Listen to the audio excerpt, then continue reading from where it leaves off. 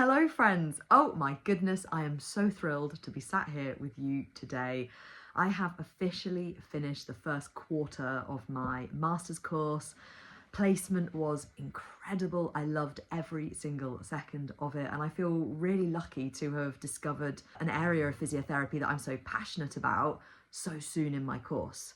That said, I am also really excited for 2 months off. Today though, I wanted to come on and talk to you a little bit about something that I found really helpful in my recovery journey. It's a thought activity, and it's quite a simple one, but one that I found useful in all sorts of different situations, and one that actually I think was quite pivotal in me being able to get fully free. Have you ever found yourself saying things like, my head says XYZ? My head is saying that if I do this, this will happen. My head is suggesting this. My head is not happy with that. Various different versions of this were true for me. I would notice, and I did start to notice, this tendency to voice my thoughts prefixed with my head. And on the surface, that makes lots of sense because they were my thoughts. But something that I did in recovery was starting to call out where ED was showing up. I had to really get honest with myself about what lay behind those thoughts truly, and what path I would go on if I said yes to those thoughts.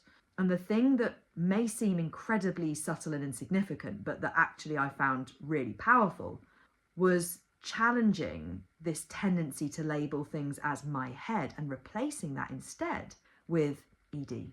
The ability to recognize where ED is showing up in your thoughts is a skill which equips you with the ability to know what and where to apply opposite actions. The very process of taking opposite actions requires you to recognize eating disorder suggestions.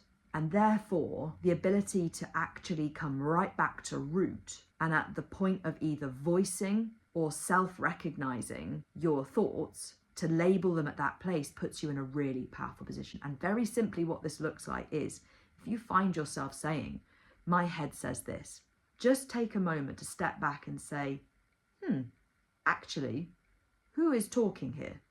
And if it helps, envisage yourself walking the path of that thought. Envisage yourself saying, okay, if I say yes to this thought, where does this take me? If I say yes to this thought, does this lead me in a direction that is closer to being recovered or closer to eating disorder? And sometimes as well, it can help to step back and think, if I heard somebody else voicing this in recovery, what would my gut instincts be about where that thought was coming from? And the next step is quite simply to replace my head and the use of those words with ED. And as I say, you might be listening to this thinking, Emily, what? But I found this really, really helpful. The amount of situations where I would pause and stop myself and go, oh, wait, actually, is that my head? Is that all of me? Because the reality is, and I believe this passionately, no matter where you are in your recovery journey, you are there.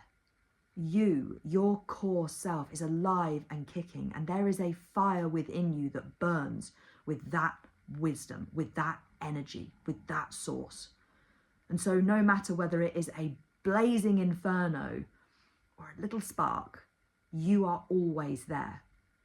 And the thoughts that are surfacing for you in this time, some of them are absolutely going to be core you, and some of them are very likely going to be eating disorder. And the ability to differentiate between those two things is so important. And like I said earlier, it is the foundation to being able to take and apply opposite actions. The other thing that I want to add in relation to this is that if you find when you begin to do this, that you get to a place of going, I don't know, I can't tell, I'm not sure if it's me or ED.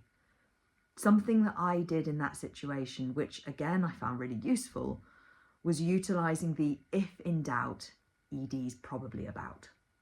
And in the same way that you'll have heard me say, if in doubt, eat, this was another situation where that kind of tactic came in really handy. So if you find yourself going, oh, I can't decide, remember, if in doubt, ED is probably about. And then bring yourself back to your wisdom and recognise what the boldest, most recovery-aligned thing that you could possibly do in that moment would be. Sometimes in situations where we aren't sure where eating disorder is coming from, or whether it's eating disorder, whether it's core self, if we create some space for maybe this isn't me, and we then bring ourselves to that question of what's the boldest thing I could do, sometimes that can be a useful thing to bring a clarity to what our next step needs to be. So I hope that's been helpful. I'd love to hear in the comments below your thought about this tactic. And also, if you've got any suggestions for other topics you'd like me to cover, please do let me know, either directly by messaging me or in the comment section. Thank you again, and I'll speak to you very soon.